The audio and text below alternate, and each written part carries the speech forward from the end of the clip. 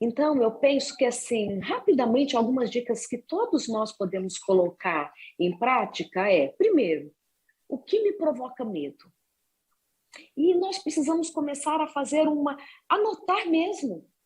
Nossa, hoje eu senti medo de atravessar a rua, senti medo de, a hora que passasse a compra no mercado, meu dinheiro não fosse suficiente. Anota quais são os seus medos. Por que a gente fala de anotar? Vamos voltar lá. Lembra que eu falei que existe uma estrutura cerebral que fica aqui, bem no miolo do cérebro, que se chama amígdala. Não é a amígdala da garganta, tá? Que nem tem mais esse nome. Da garganta se chama tonsilas palatinas. Elas chamavam mesmo amígdala. Mas para que duas estruturas do mesmo corpo não tivessem o mesmo nome, do cérebro continuou a amígdala, que é formato de amêndoa, tá? E da garganta, então, passou a se chamar tonsilas palatinas ou palatares. Então, estou falando do cérebro, dessa estrutura do cérebro, que está envolvida com os nossos comportamentos mais exuberantes. O que tem a ver com medo tem a ver com a amígdala, tá bom? Então, a amígdala, deixa eu tentar explicar isso sem dar uma aula talvez chata de neurociências.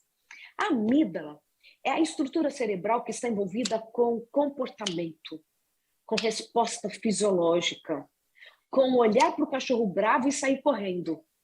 A amígdala ela não está envolvida com pensamento, com parar, analisar. O que mais faz isso é a córtex pré-frontal, com a ajuda de hipocampo.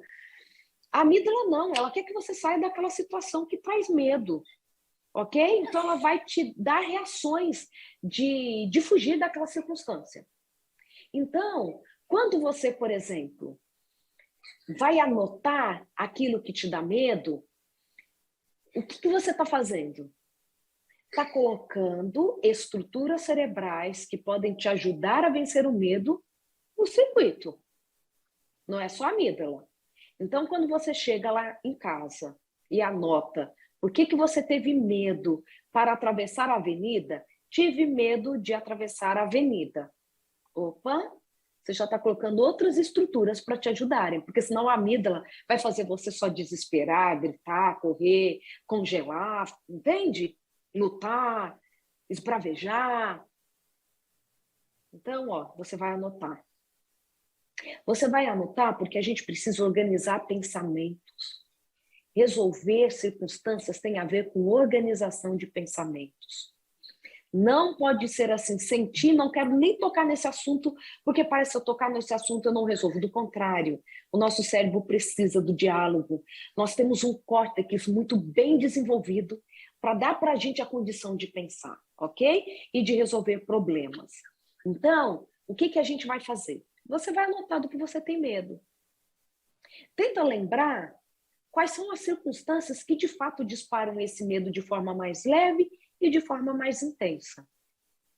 Então, você tem aqui, o medo, o que de fato dispara e o que você pode fazer para não tê-lo disparando, ok?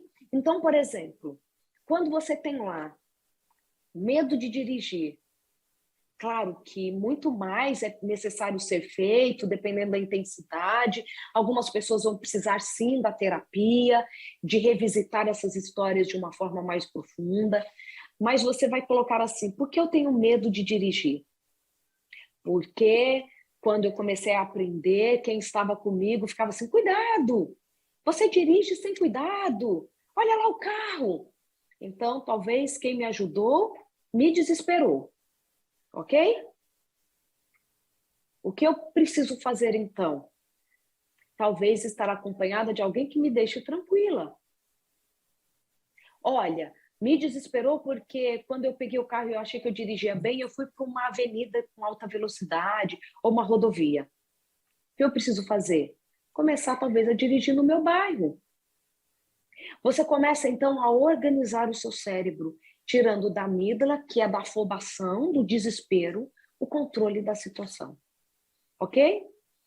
Outra coisa que vai ajudar muito, começa a se lançar de uma forma mais, vamos dizer, de passo a passo. Olha, não, agora para você vencer o medo, você vai pegar o seu carro e vai lá para a rodovia. Você sabe dirigir. Talvez isso te desespere mais. Comece no seu ritmo.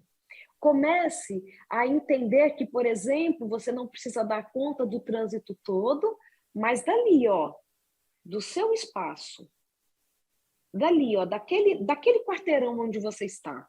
O resto não é responsabilidade sua. Vai conversar com gente que tinha medo, o que ela fez, vai escutar estratégias. A paralisia, na maioria dos casos, não vai trazer para você uma sobrevivência, porque pensa se você precisar pegar o carro para socorrer alguém. Você não vai estar envolvido com sobrevivência do outro e vai se sentir ainda culpado. Então, eu penso que o anotar, ver quais as estratégias e começar a colocar em prática. Por exemplo, pessoas que têm medo de envelhecer porque não querem perder a locomoção, ok? Elas não querem perder a locomoção. Elas querem continuar andando com as próprias pernas, não querem depender dos outros para entrar no carro, etc. Então, coloca ali, olha, eu tenho medo de envelhecer porque eu não quero perder a minha mobilidade, ok? Anotou?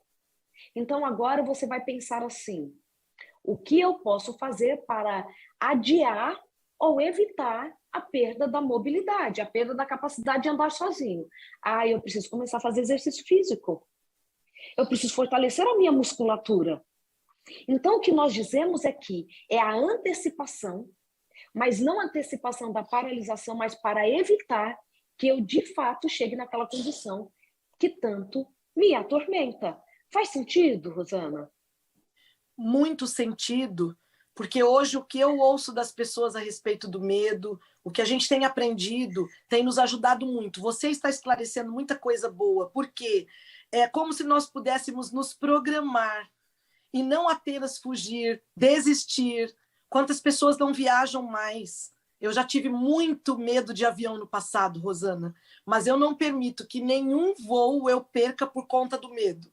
Eu entro com medo, mão trêmula, boca seca, às vezes suando frio. Já passei por muitas turbulências e eu inventei um jeito de voar. E hoje eu vejo que o jeito que eu criei foi exatamente o que você está falando agora. Eu fui anotando, olhando na janela, não sendo desesperada, como você diz, cata o carro e sai à noite sozinha, mas sendo passo a passo, me programando para desfrutar de uma experiência boa. Porque a coragem, ela é algo precioso que nós desenvolvemos. Você está ensinando para a gente aqui isso hoje.